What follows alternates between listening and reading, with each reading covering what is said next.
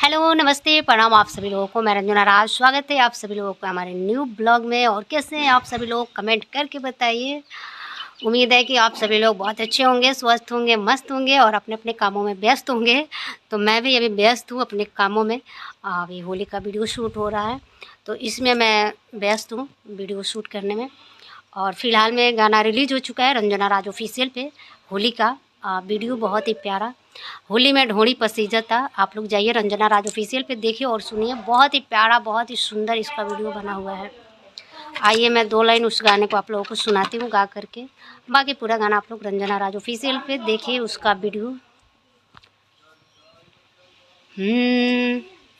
फगुआ में रउआ जीजा कैनी चढ़ाई, आवे दीदी दिया के होई लड़ाई। फगुआ में रउआ जीजा कैनी चढ़ाई, आवे दीदी दिया के होई लड़ाई। धई के रगड़तानी भीतरी लेटी सता, ढोड़ी जानी छुई जीजा भीतर से पसी जाता।